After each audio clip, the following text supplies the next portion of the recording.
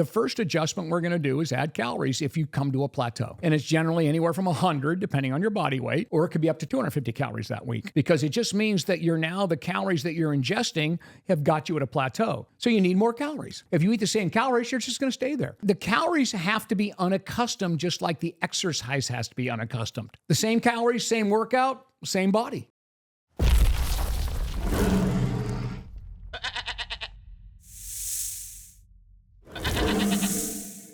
All right, on today's episode, we're going to be going over muscle gain plateaus. As always, your host, Zane Spruce, co-host Neal Spruce. And just to give a little bit of background, Neal here has been a former bodybuilder himself at a very high level. He has also worked with the highest level bodybuilders with the likes of Flex Wheeler, Rich Gaspari, and many others. Also, many professional elite athletes he's worked with, and he helps them maximize their growing potential and, avoid hitting plateaus as well as breaking through them. So that's my specialty, without a doubt, is finding out where that genetic ceiling is. How far can you go, whether it be performance or muscle gain? So this will be a really good episode for for your viewers to watch this. And so with that being said, this episode, not so much about just straight muscle gain, but more focusing on you've gained muscle and now you've slowed down and you need to break through that plateau. Yeah. Okay. Yeah. We have a full episode on muscle gain if you want to check that out. And for the context, we are not going to be talking about using any sort of steroid use or enhancers. This will be in the context of natural building. Without a doubt. Yeah. But you'll also pick up why people went to steroids. To alter the hormone levels that are naturally in place, and you can do more. And obviously we're talking about, and by the way, it's the same answer for them. Yeah. They just move faster because they're cheating the system, at that point, And a plateau you might hit with steroids. You might be able to break through exactly, with 100%. more steroids. 100%. Yeah. Okay. Yeah, to a certain extent. But you got to pay that back someplace. Yeah, no, exactly. Yeah, that's the bad, so we'll stick with the whole natural theme, okay? Yeah, for sure. This probably applies, like you said, to both parties, but exactly.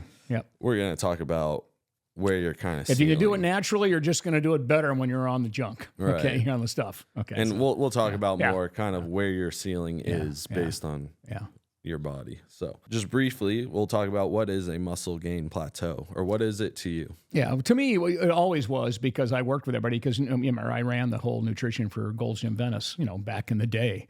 Obviously the most famous gym in the world for the most famous athletes in the world, and bodybuilders, and everybody came there. So I did all the programming for them and everything else. So and everybody, of course, they want to gain muscle. But we also want to lose body fat. So I became that guy that basically that algorithm was in my head. It was just easy. I could manipulate that. When it came to muscle gain, that when you come to a plateau, it's what we call the 2-week measurement. By the 2-week measurement, 1 week, we measure once a week, but the 2-week measurement is when you make an adjustment.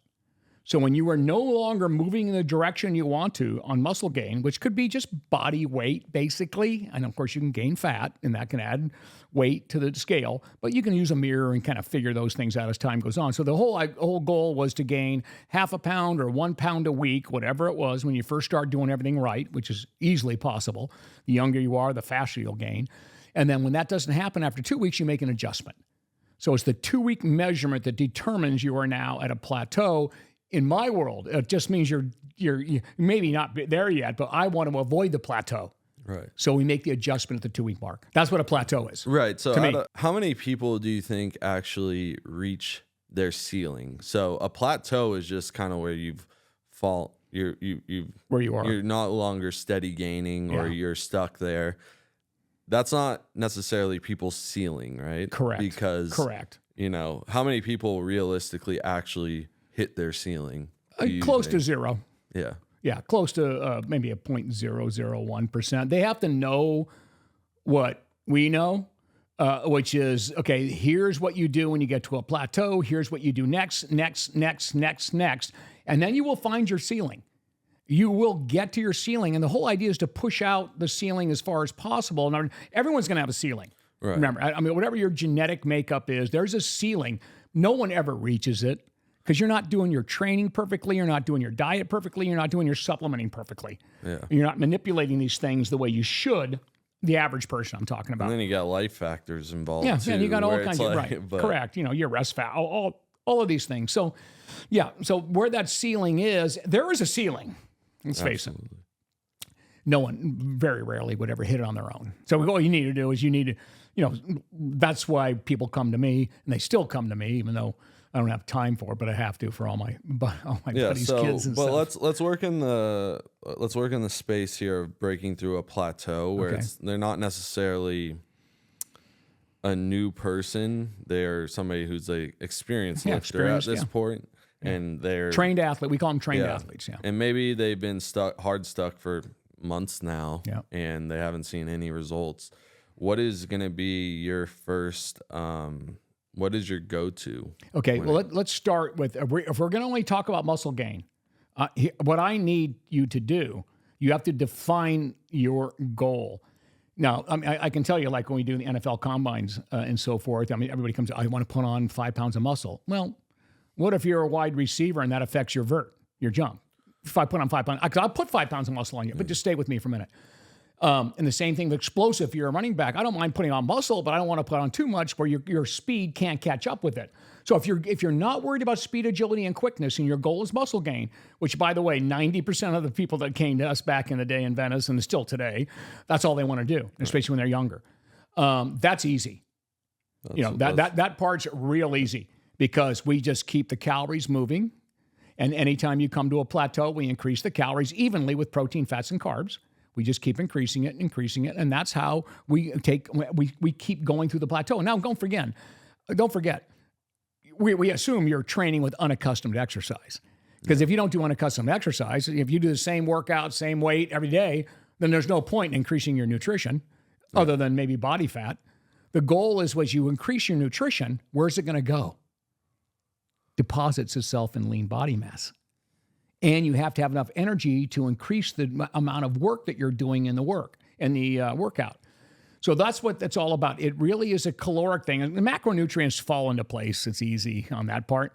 So it's a matter of adjusting the calories to make sure, and the exercise directs it where to go, where the calories to go. And again, of course, then there's the supplement part of it, which we'll get to, I'm sure, some other question here. Yeah. So your first plan of action is when you've stopped gaining muscle and you're constantly trying to do accustomed exercise. Unaccustomed, right? Unaccustomed exercise. Sorry. So you're trying to do unaccustomed exercise every day, which at that point, if you can't lift any heavier, you got to switch it up, just the routine of what you're lifting. And then you said you're going to adjust your macros. So adjust the calories. Well, that's your macros, right? Yeah, right, exactly. Yeah. So your total calorie intake. What is the strategy, though? I know you said you just raise it evenly. Yeah, pretty evenly. What we do is this, depending on your weight. Let's say I'm working with I'm not exaggerating because we do like a 100-pound gymnast that needs to put on a little bit of muscle. Then if we're doing all their body fat and all that kind of stuff, then we're looking at we're looking at the fact that if they stop gaining that little bit of muscle we need without gaining too much weight, we're only going to add 100 calories. And that 100 calories will go to help building muscle. Because without the extra calories, you can't build the muscle. Yeah. The mass has to change. We just want the extra calories to go to muscle. If you are a bigger person, let's just take athletes completely out of this equation and talk about people that are just like trying to put on muscle to look good. Okay, then bodybuilding. Then anytime you the first adjustment we're going to do is add calories if you come to a plateau, like we said. Yeah. And it's generally anywhere from 100, depending on your body weight. If you're a small person, it's going to only be 100 calories that week, or it could be up to 250 calories that week, because it just means that the calories that you're ingesting have got you at a plateau. Now you have more mass to feed, a higher metabolism because you added a couple pounds of muscle previously. So you need more calories. Yeah. If you eat the same calories, you're just going to stay there. Yeah. The calories have to be unaccustomed, just like the exercise has to be unaccustomed. The same calories, same workout, same body. Yeah. So as that workout changes and you open up the ability to have greater adaptation from the workout because you worked out harder, then you need greater nutrition input. So the calories, basically, you're going to have protein, fats, and carbs evenly distributed in your increase. You know, you can use anything for that. You can do it in food. You can do it in shakes. You can do whatever you want, and that increases it daily. And I'm talking about from hundreds of thousands of people that I've worked with, tens of thousands personally over the 40 years. It's it's an equation that absolutely works perfectly. There's never a time. I got a kid right now that just signed a D1 contract in baseball, and they just said, you got to get 10 pounds on. So his dad calls, very famous family. Dad calls and just says, hey, I just found out from somebody about you, one of the, top, billionaires around the world, and that you can do this. What can I do? I mean, literally in 5 weeks, I put 10 pounds on this kid. And the team loves him, that he just signed a contract with. I mean, just saying, it's that easy. Right. It is that easy when it comes to muscle gain. That's somebody that probably had a lot of room to grow. And he was young. He was young. Absolutely, he was young because he was a second year, so like 19 years old or 20 years. What I'm just saying, yeah. And don't forget, that's when your hormones are high. It's so easy, but they just don't do it. Yeah. They don't even know how to do it. Yeah. I swear to God, they don't. It's just amazing to me that they don't know how to do it on their own. Yeah. Obviously, you can eat more and gain weight, but you've got to do everything right when you do the eating right, so everything gets deposited where you want it to. You don't want it to be deposited as body fat. Right. You want it to go into your muscles, so you've got to direct it there, and that's the secret. That's the magic. And that's through unaccustomed exercise and the right makeup of the food. That doesn't mean you can't eat crap. You can make crap. In fact, there's times when I get these big kids going into Division I football or anything this kind of stuff. Our practitioners get them. I mean, they're already 300 pounds, right? But they still need to gain 10 or 15 pounds before camp. So then you at that point you are plying them with junk food to a certain extent. We don't care. We want them to eat clean food, but no one can eat that much clean food. It's almost impossible. So it is about calories at that point with that group. Yeah, not worried about body fat. So you're just increasing it evenly, your macros. Evenly, yeah. So when I increased 250 calories, for instance, you came to a plateau. Let's say, Zane, you came to a plateau and you wanted to gain muscle.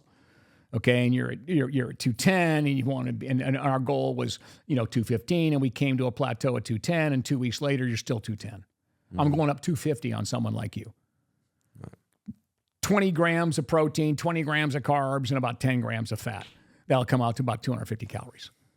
And then I'm trying to do the math in my head. I don't know if exactly that, but you get my point. And so that'll be it. And then guess what? If you don't gain that, I do it again the next 2 weeks. I mean, it's that simple. Yeah. I mean, again, when I say that's simple, there's some manipulation that goes on with that because, again, I'm assuming your training is perfect. It's unaccustomed and all that. I'm doing the nutrition portion for you. Right.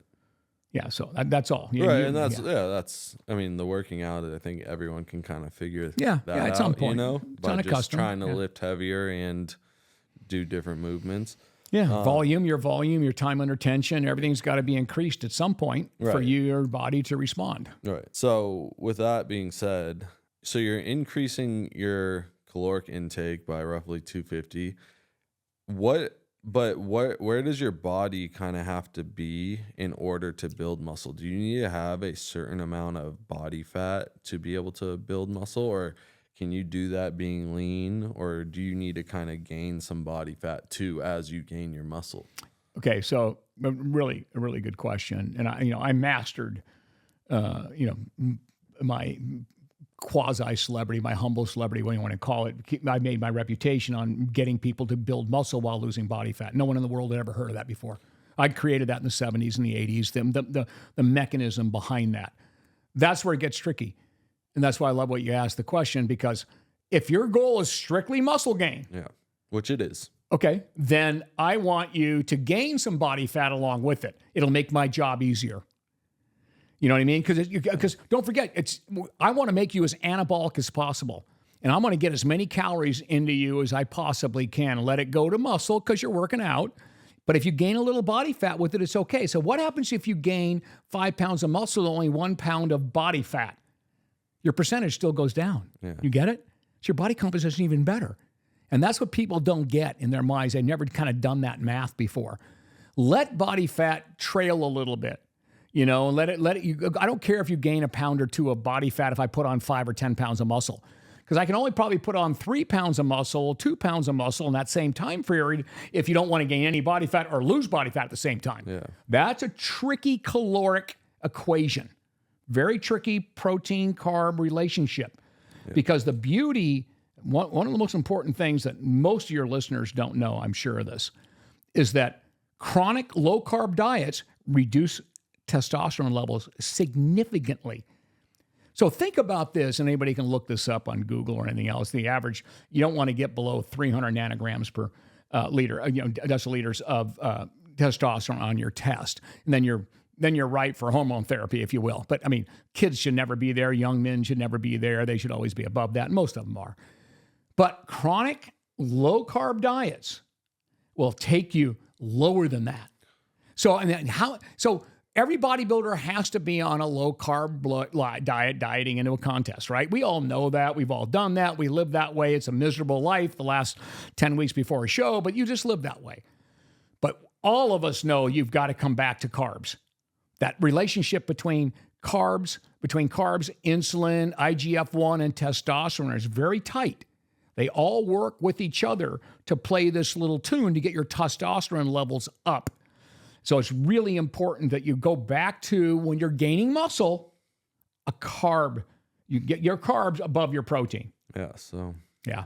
I mean, I'm just telling you, people don't know that. That's a big mistake people make. But that's gonna beg the question of people watching the video of, but you can build muscle on a non-carb diet, or keto, or depending when you started, carnivore. Depending where you are. If you are a 240-pound freak bodybuilder that's been working out for, or looked like a bodybuilder, you've been working out for 15 years. No, you're not. Or me, take me for instance. You're not going to be able to do it on a low carb diet, build muscle as fast as you normally would. You might be able to build a little bit if you haven't worked out that much. You've worked out all the time. So what I'm saying is this: no, you're going to go way slower on a low carb diet. Maybe you can gain a little bit, but it depends on where you were when you started. Yeah.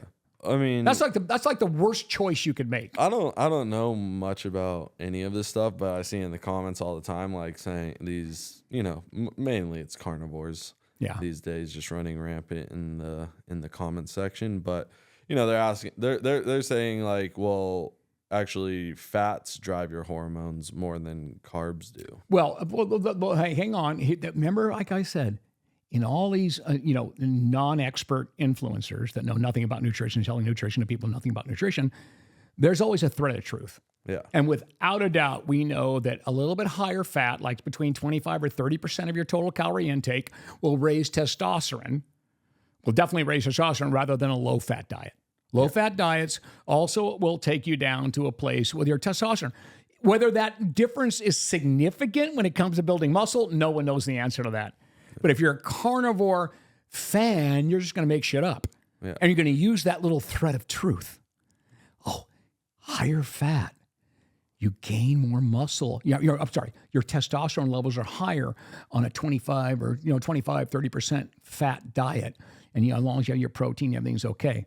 Okay, well, is that significant compared to having a higher carbohydrate and higher fat? So you got 25% calories from fat.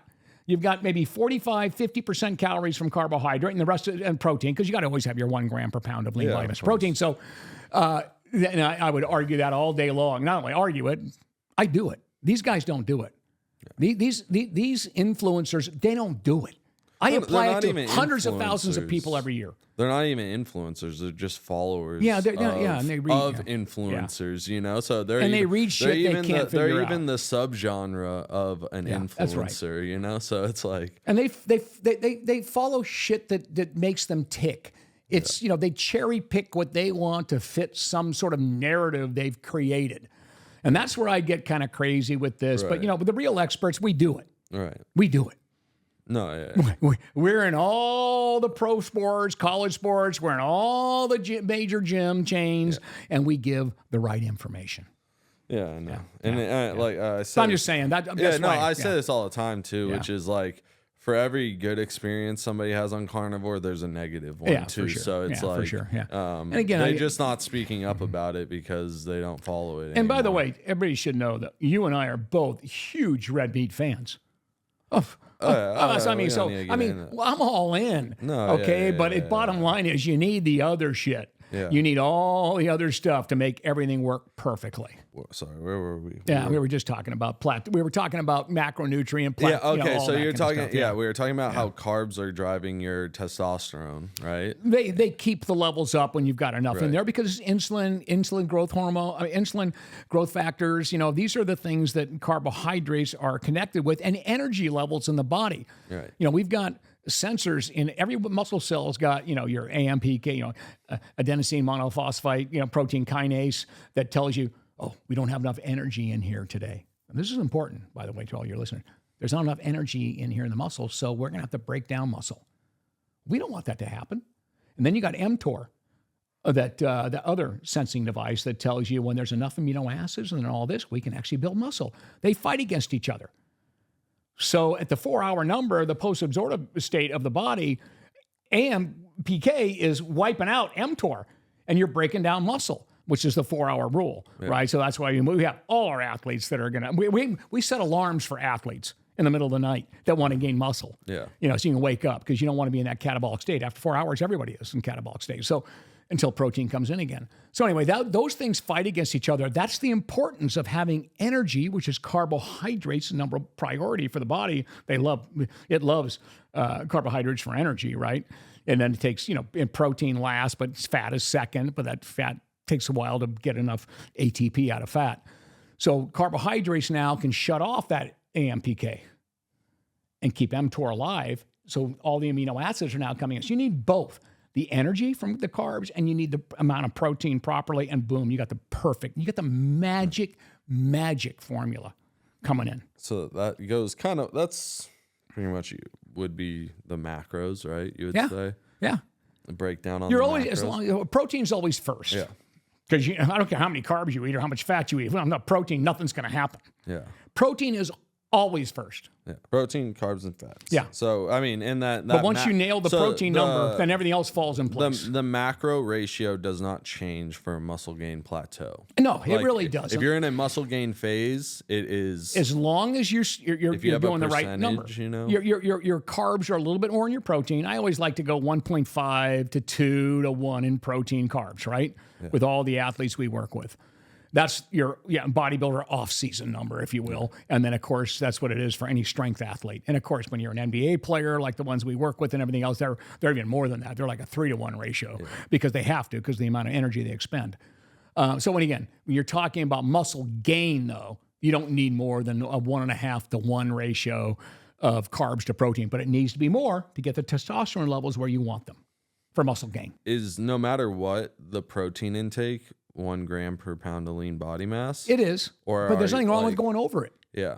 It won't hurt to go over it as long as your carbs are going to be a little bit more than your protein. That's what I'm saying. Yeah. Like when you increase your calories, are you going to increase both? Yeah, you want to increase your protein too? Yeah, all three. I do all three evenly. Yeah. Yeah. I mean, I don't change that because, the bottom line, now you have more muscle, so you need more protein. Yeah. To keep it alive, and your workout's going to be bigger and stronger because you got to increase the volume. You need the carbs. Perfect. All right. Yeah. That makes sense. Yep. Now we know that you need to unaccustomed exercise, how to increase your macros. I guess we'll talk about the limiting factor in all of this, right? Like why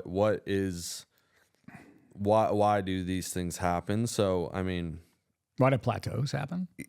Yeah, so. Let's just take it to the beginning. Why do you gain so much muscle in the beginning? Yeah. Like, what are these newbie gains that people call? Well, at the end of the day, it's a shock to your system. Basically, it's really a neural adaptation. That's the first thing. That's why you gain strength before you gain muscle size. Your neurons and all the connections to your muscles are obviously connected to nerves to make you fire and everything else. Well, there's a shock to your system when you first start working out. I mean, all of a sudden you're loading your muscles with stuff. So all of a sudden your neurons, everything that innervates the muscles they're blasting out. So there's a neural adaptation. The major reason why newbies is because you're activating muscles that have been dormant forever. They're just sitting there because you've been walking around, sitting around, and now you're going, boom, you're loading them for 30, 40 minutes and completely out. So you have this incredible increase in neural neural activity. Yeah. And there's an adaptation. It's almost like a survival mode. It's like all mammals have a survival mode, fight or flight. So all these things fire up. Next thing you know, and another thing, a big number here for your audience here is newbies, and we've measured this before, have an increase in protein synthesis that will last 3 days because it's brand new to them. But when the more experienced you are, like, months and months and months and weeks, or months and months and years down the road, you recover much faster than that. So you don't have that same spike in muscle protein synthesis. Your body's freaked out when you first introduce it to something. No different than like when your brain learns something. You learn something, and it's easier to learn something connected later on, right? Yeah. There's a baseline when you first start. There is a baseline. Here's where you are. So you throw your body into a shock system here. Boom, everything goes up. Your receptors are more active. Your testosterone receptors, your cortisol receptors, everything is spiked, and you have this high ability to respond in the very beginning, like it's just mammalian survival mode, evolution. Amazing what the human body is able to create. And then after a while, your body gets better at it. Just like muscle memory, it just gets better at recovering.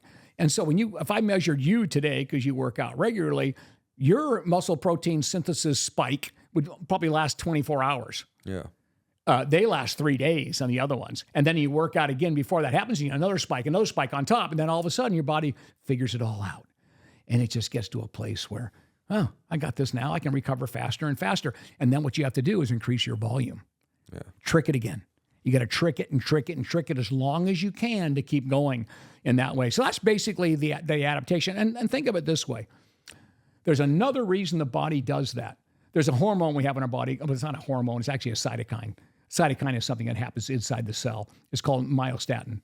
It's every bodybuilder's nightmare. Because it's the one hormone, it's a hormone too, but it's also, again, a cytokine. It's the one that tells your body, stop growing muscle. And everybody has a certain amount of myostatin, but it's genetically controlled. And that person, you hate it if you don't. And we've actually measured some of that. These people that have, myostatin,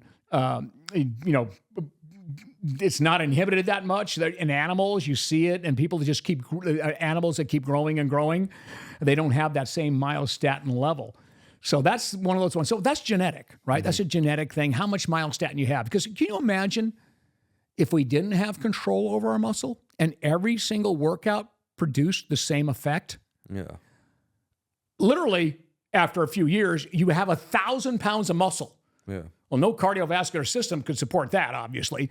Or if you're a sprinter and you did that, you'd be sprinting 80 miles an hour. Yeah. So there has to be something that controls that. The second part of that, Zane, though, is this. Your tendons and ligaments, they can't recover as fast as muscle. Muscle returns over very quickly every 30 days or whatever, right? Because we can release it to other parts of the body and so forth that need help. But tendons and ligaments can't. They may last 20 years, the same cells. Yeah. They have very little blood flow. You would blow your joints. Right. So at some point, your body's got to go, you know what? Let's down-regulate these incredible gains that we got in the first few months so the joints will survive. Yeah, so it's an amazing, that's what I love, the genius of the human evolution, how we created this incredible organism that actually controls how much you can gain. However, the other genetic part is how many type 1 fibers versus type 2. Type 2, of course, would be the muscle fibers that enlarge. Yeah. Type 1 are the ones you get more mitochondria for your endurance athletes and stuff. You're born an ectomorphic or an endomorphic. So those are some of the other genetic ceilings that you will hit. When do we kind of know if we hit our ceiling then? Well, I would tell you this, and I listen, I like the question because I'll be working with some kid for this is back in the day, 6 months.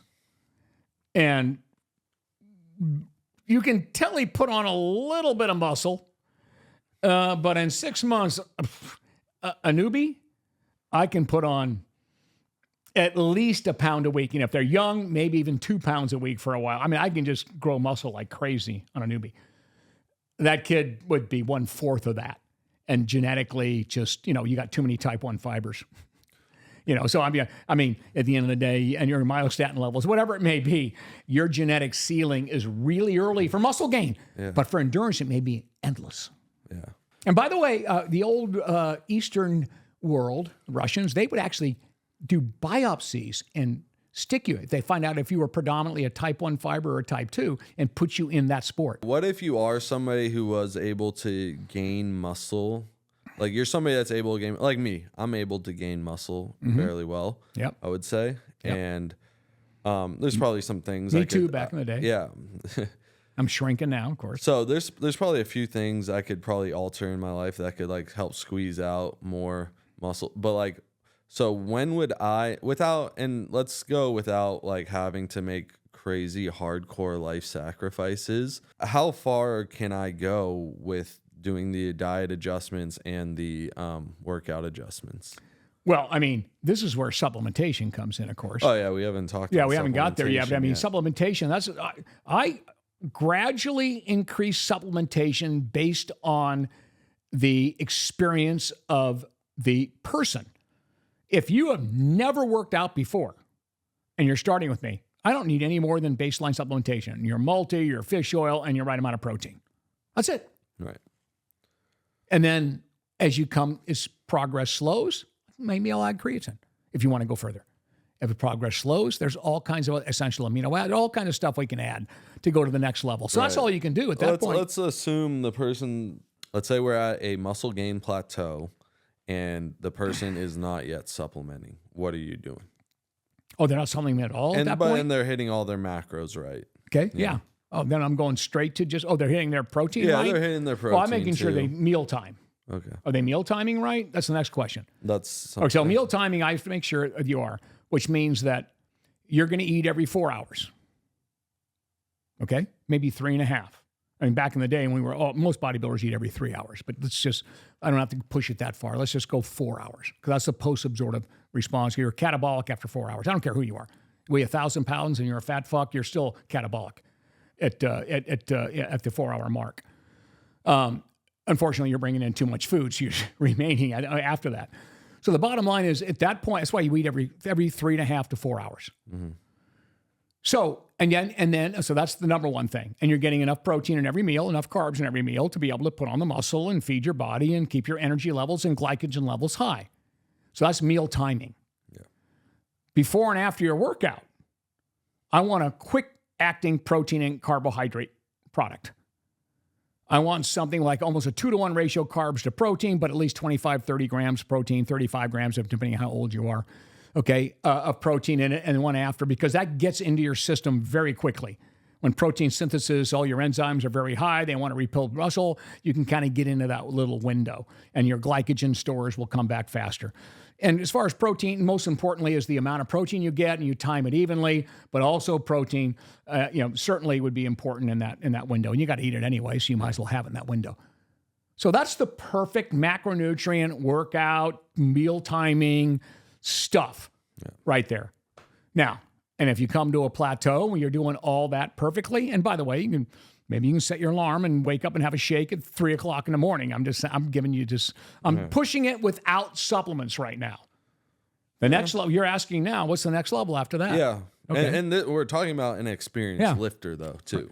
Okay. Yeah, exactly. Of course, you have to be experienced. Right. Because an inexperienced lifter, as long as you're doing all that and meeting your macros, but listen, and you know the thing, if you're not taking a complete multivitamin mineral, and getting your omega-3, I'm not having a conversation with you because that's like, there's no point adding anything if you're not doing that. Yeah. They're responsible for all metabolic activities in your body. Vitamin minerals, there's no calories in them. Just take that and make everything work better. Everything you do and consume will work better.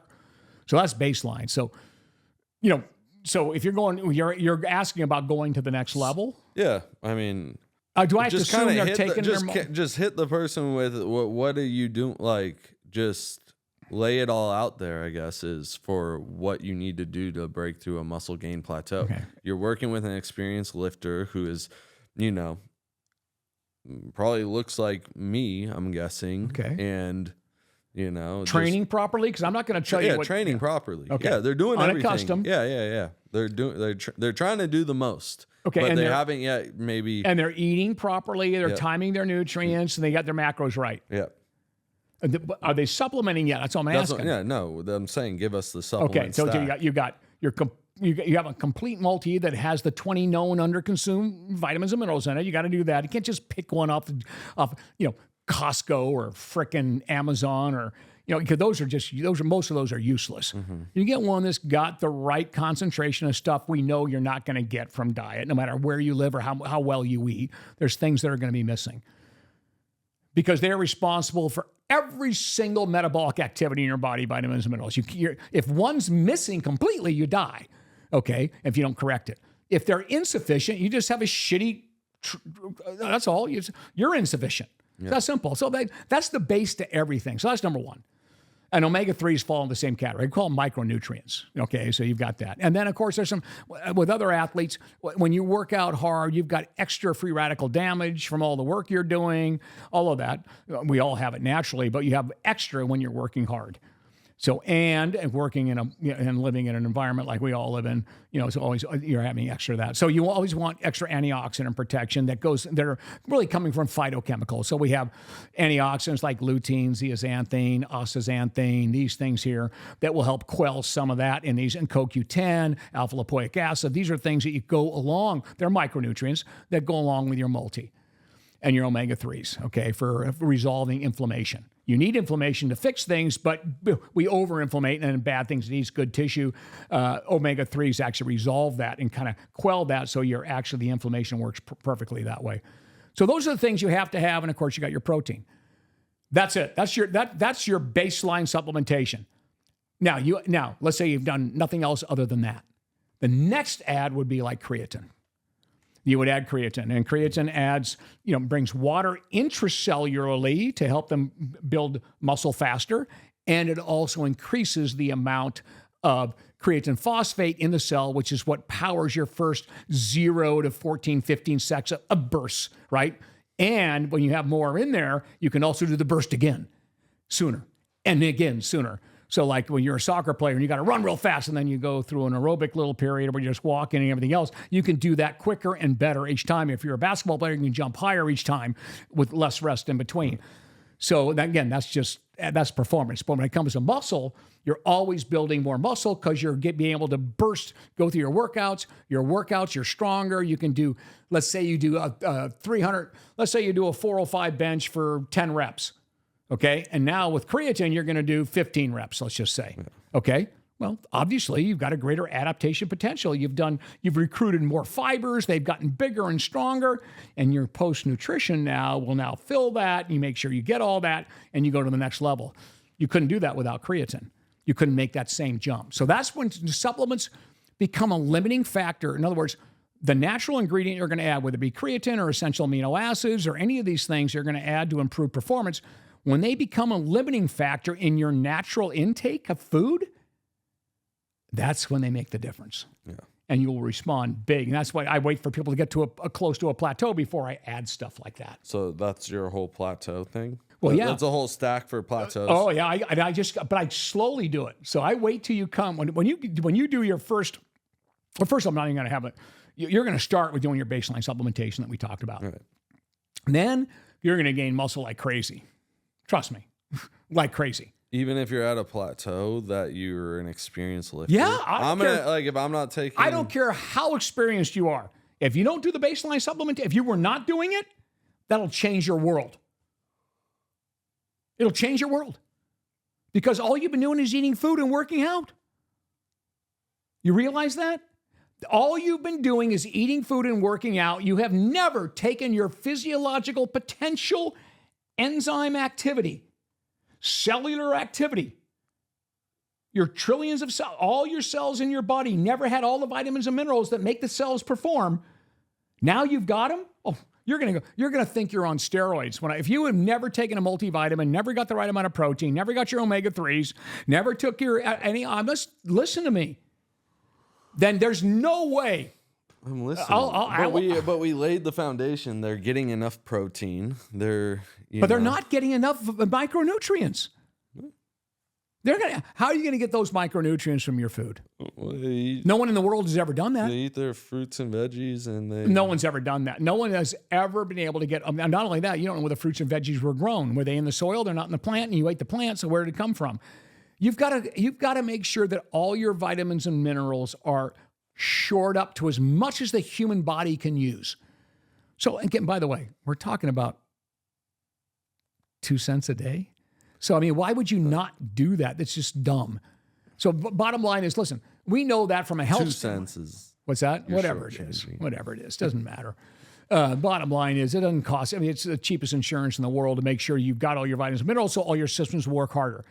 So you're telling me you've been working out for 5 years, and you've never taken any supplements. All I'm going to do is first is add baseline, and you're going to jump.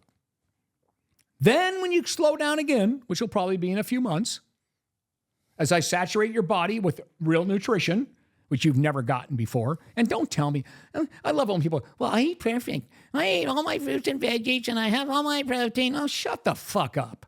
You do not. You do not. No one does. You know, I mean, a couple people do, but these are all pencil necks that do. They're not weightlifters or anything else. So don't tell me that you do that. And I don't know any, by the way, we have never been able to find an elite athlete that does not supplement. Never found one. And no one works with more athletes obviously than I do. They all do. I mean, because they want to make sure they've got everything they have. Whether they're doing it right or wrong, I'm not answering that question. So anyway, you're just telling me, you're asking me the question, and it's the right question. If they've never supplemented and they've done everything right, trained for 5-10 years, and now they're at a plateau, what was the first thing I do? Baseline supplementation. Make that happen, saturate their body with real nutrition, get all their enzymes, all these dormant enzymes that were sitting around like this in their body that had no vitamins and minerals to make them work. Those are spark plugs to your cells. Now they got vitamins and minerals to make them work. Now you fire, instead of having 1 billion enzymes in your bicep, you got 1 trillion enzymes in your bicep. I'm using a fake number, but you get my point. They're awake and they're working. Wow. What if I was doing that since day one? Shit, I mean, come on. It's just logic. Right. It's logic. Okay, that's one. Then the next step is now we get into things like creatine, beta-alanine, essential amino acids. We keep going and going and going. And we do what we call protein stacking eventually, where amino acid flow just keeps coming into the body, and it tells mTOR just keep firing up. We got extracellular amino acids coming in nonstop. And we can take you to a whole different place. Right. I mean, I got to ask this now just because there's a lot of people in the comment section these days saying, why would you, they should just start with creatine from the beginning? Well, okay, that's a good question. I get that all the time. Why don't you? Because I want you to make another jump to keep you motivated. They would definitely get more gains if they started creatine from the beginning. I'm not arguing that. But there's a psychological Absolutely, factor, 100%. is what you're saying. 100%. 100%. There is. I feel and not only that, there's another reason. Stay with me. Remember earlier in our conversation, we talked about tendons and ligaments not being able to recover like muscles do? Yeah. Muscles have a quick turnover rate. Tendons and ligaments almost have none, right? Hardly any blood flow. Well, what happens if you put creatine right in the very beginning and you got too strong, start blowing your ligaments and tendons? I mean, because you're going to push it. Yeah. Oh, God, I'm getting strong. So another reason, again, I'm making shit up on that, but you get my point. Yeah. If you're going to, listen, let's take it. There's a whole bunch of days left in your life. Yeah. So let's take it where you're just go, whoo, like this, doing baseline, and then add creatine after. But I love that question because everybody always asks me, and even my practitioners in all of our gyms, the UFC and Crunch, all the people I work with and everything, they go, so why don't we just give them creatine right off the bat? I go, because if they're a newbie and their gain is muscle and their goal is muscle gain, if they're 40 years old and they don't work out, then I would give them creatine right off the bat. But that's nothing to do with muscle gain on that point. I'm trying to save their muscle from losing it. Yeah, no. Yeah, so that's a different what people conversation. are saying in the comments. Like, there's so many other benefits that come along with creatine. Yeah, exactly. You might as well just get it from the jump. Yeah, I know. Yeah, you're right. And listen, that's tough to argue against. But we're focusing right now on newbie muscle gain or muscle gain. I don't want to do that now. Yeah, I want to save it. I want to save it. You might not be compromised. I save it. And again, by the way, it's only a few months down the road before I'm going to add it. Yeah. Okay, so yeah. So I want the gains to come like this, and then this, and this, and this, rather than just level off. I don't want to do this anymore. So I'm going to go this. Oh, creatine now. Boom. Here. You know what I mean? That's all. Without rehashing everything, please, can we talk about what the supplement protocol will be for somebody who is at a muscle gain plateau? We got our multivitamin. Don't explain what it does. I'm not going to do it. Okay, because you can't. We did it. You'll redo it every time if I keep asking this question. All right. So it's a multivitamin minerals, fish oil, antioxidant, and then a phytochemical antioxidant, because vitamins and minerals can be antioxidant systems, right? Got it. Yeah, right. Thank Different you. ones, yeah. Okay. Creatine. Then after that is going to be what? Okay. Then I might go to beta-alanine. Okay. Right? Beta-alanine, which, we actually, your multi-ingredient pre-workouts have beta-alanine creatine together. It works from a different mechanism of action when it comes to buffering lactate in the body. So it increases carnosine in the muscle, and you can go longer and harder. Your force production is greater. So I would add that. I have to ask this since somebody had commented this once, saying that, do you need saturation levels of beta-alanine? Yes, you do. I'm glad someone asked that, because people don't know that. Just like creatine. Yeah, you have to saturate it. You shouldn't miss a day. Yeah, so if you're taking it in a pre-workout that you're not necessarily taking, that's the thing. You need a supplement. Well, when we beta-alanine? write our pre-workout programs up, we make them take the pre-workout on days off too. If you're going to use it like that, you have no choice. You don't have a choice. You got to do it. Otherwise, you have a separate beta-alanine.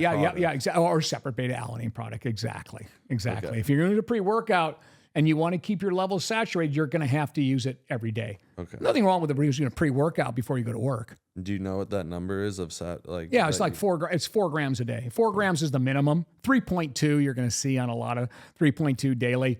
I like 4 to 6 grams because that's what it is. But however, you might get that paresthesis, where you get that tingling, which is fine. It's nothing. It's harmless.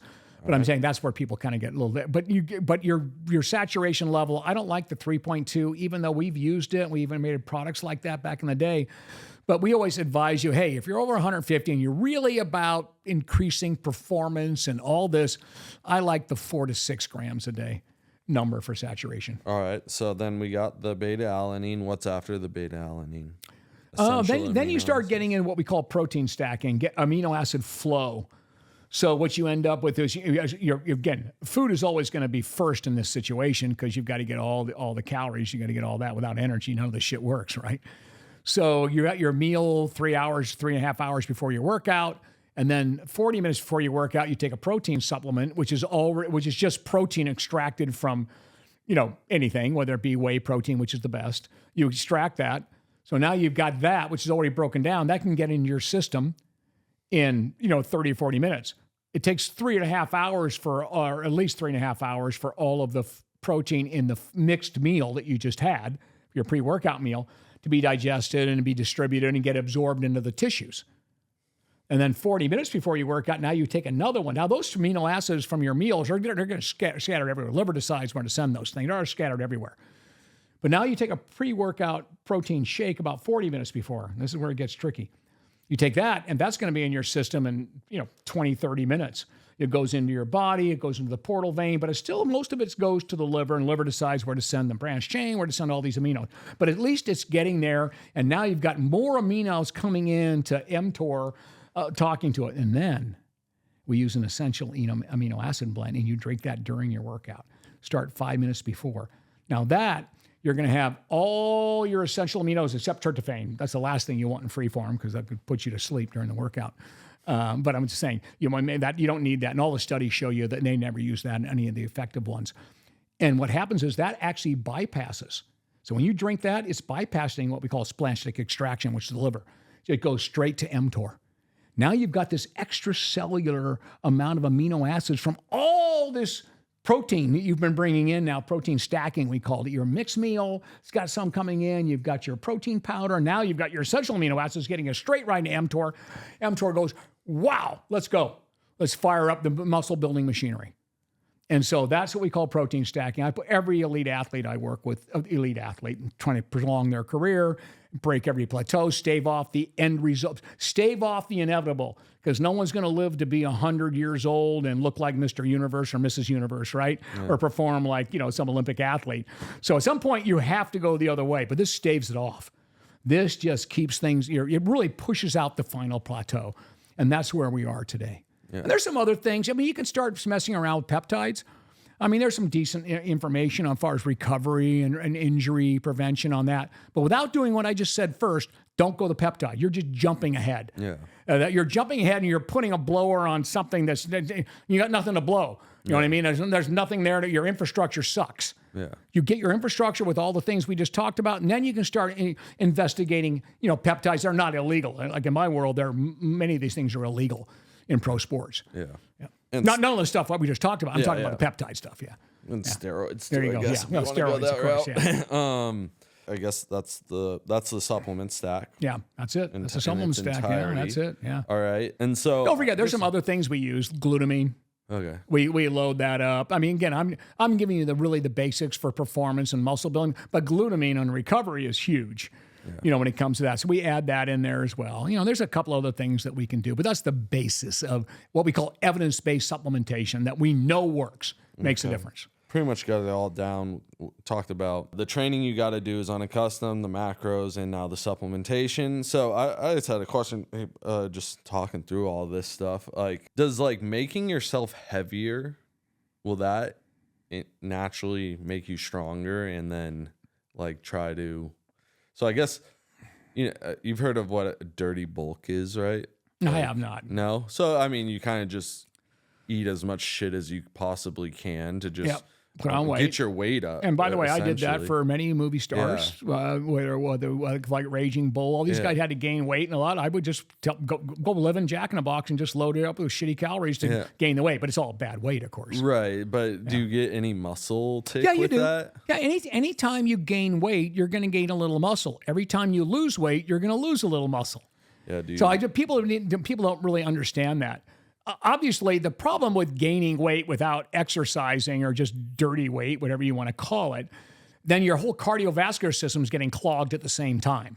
Yeah. So you got a negative health situation going along with it, but you will gain weight. That's why, again, you will gain muscle because guess what? If you gain 20 pounds of weight, and let's say most of it's fat, you're going to have to gain muscle to carry it around. Right. It's like adding a 20-pound dumbbell. It's just like resistance training. You're going to gain some. And then you're really working out on top of it too, though. Well, okay. So it's that's okay. I'm just saying, is that a way to get through a plateau? Is just by and then you come back down. I would argue yes. I would argue yes. I don't mind that. I don't mind if you listen. I know guys that just can't eat 5,000. And by the way, if I'm working with somebody 220 pounds, they need to get another 10. They got to get to 5,000 calories a day. They're not going to do it without needing a couple of cheeseburgers, right? I mean, or even some French fries. So yes, every food is anabolic in one way or another, whether it stimulates the production of fat or protein or whatever. I mean, it has some sort of anabolic quality. Food does. Yeah. Now, of course, we want muscle. So, but sometimes you got to get the calories up. I don't mind, like NBA players.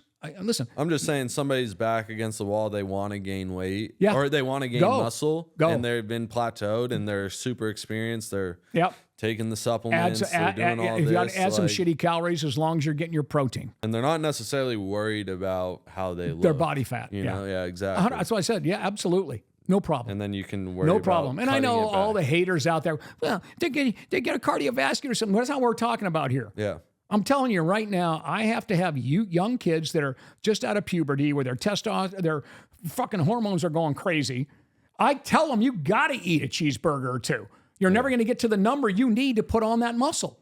And when your hormones are high like that, they're pretty much going to be able to increase your muscle. Yeah. So, yeah, absolutely. There's no reason. And I'll even tell people that. I mean, our NBA players, I see these guys, they eat like shit because they can't get the calories in if they don't. Yeah. I'm just trying to think. They need the calories. Yeah. I'm just trying to think, like, when does that stop though? Like, can Well, you at just some do that point, forever, you're or you unhealthy. just- yeah. You're going to have a heart attack if you True. keep eating Okay, that yeah. shit. Yeah. So, I mean, that's years down the road. Yeah. But if you're going through like, a 3 or 4 year time and you got to get 3 or 4 months and you want to break, you want to get through something and you need extra calories and then maybe later on. But, that's not something you want to eat for the rest of your life, dirty calories. But the bottom line is you're going to have to at some point, if you are that young person with a high metabolic rate, because your hormones are still going crazy and you need the extra calories to get to that level of muscle building. Because without the calories, you can't build the muscle. Yeah. No one argues that. Because the only way you can increase mass, you have to increase calorie intake. I mean, I think that covers everything for the muscle gain plateau. Do you have a takeaway for us on this episode? I hope everybody did, because I mean, the magic has always been this. And certainly it's not even arguable. No one has more experience in actually watching this happen. Is when you are coming to a muscle gain plateau, it's all about the second week measurement where all of a sudden it's either slowed, your described increase in weight has slowed. When I say weight, I mean muscle, because most of it's going to be muscle, but it's okay to gain a little bit of fat when you're gaining muscle. It's easier to gain more muscle if you gain a little bit of fat with it. It's easier. So that's your takeaway right there. Don't worry about if you're not worried about speed, agility, and quickness, you're worried about muscle gain, then that's what you want to do. So now you're gaining it. Your second week, if it's slowed or stopped, that's when you move up your calories and make it even. Like move it up 250 calories, 250 calories, which is even with protein, carbs, and fat. Just 20 grams, and 10. Let's just say. Yeah. Okay, so that's what you want on all that. As long as you're doing everything else perfect. That means you're supplementing right, you're doing unaccustomed exercise, and your macros fit within the right of calories. Boom. Now you come to a plateau, and that's your adjustment. So the magic is in that adjustment, and you make it at a 2-week number. You can go a week, and if you're seeing no progress, if you're really in a hurry, you can jack it up then, okay, depending on how slow it's been going. But no matter what, at 2 weeks, you got to jack it up. And you just keep, every time you come to a plateau, you repeat the process, no matter what happens. But make sure you're supplementing properly. Make sure you get all that, because the whole idea of supplements, you're stripping out the calories and giving you the stuff that can build muscle without the calories. You got the calories coming in from your food. So this is a way of extracting the things that could be limiting in the nutrients that are now in there to help you build muscle. So you're getting them nutrients without the calories. That's the magic there. So that way you're starving body fat while you're building muscle with these nutrients without calories. So that's really the take home there. So make sure you're supplementing to the max. Look at everything. And there's all kinds of other ones out there like we talked about. We went through the whole supplement protocol, so we're not going to go through it again. But just make sure you're going it and take it, go slow. And what I mean by that, it's just, don't start out that way. Your body's going to do all kinds of great stuff all by itself in the beginning, and then you slowly add the supplements over the months and months and years. And you will push off the inevitable. You will be able to perform. You will find your genetic ceiling. You'll actually achieve it. And you will be able to push off that final plateau, if that's what your goal is, and find out exactly what your genetic potential is from performance and muscle size. And of course, you can start with all those supplements too if you want, but you won't get the psychological benefit of adding something to make you feel like you are actually overcoming something, taking something to overcome something. Yeah, and I think that your initial gains, that's a good point, your initial gains are going to kind of wash out any benefit of the supplements because you're going to gain so fast anyway. Right. So you'll never feel it. Yeah, right, You'll exactly. never You won't feel it. Yeah. The effect that it's giving you if you start it from the beginning. Yeah, well said. Which is, if you've ever taken anything, you kind of know that benefit, or you cycle anything, Yeah, that's right. That's right. Natural stuff. That's right. Make that clear. You can't use cycle, I guess, if you're talking about supplements. If you're talking about supplements, you're not allowed to say cycle. That only applies to steroids. But you can cycle anything in life. But all right, perfect. That does it for the episode. Yeah. We'll see you in the next one. Good luck on the gains. Don't forget, take your multivitamin. Bye. Bang.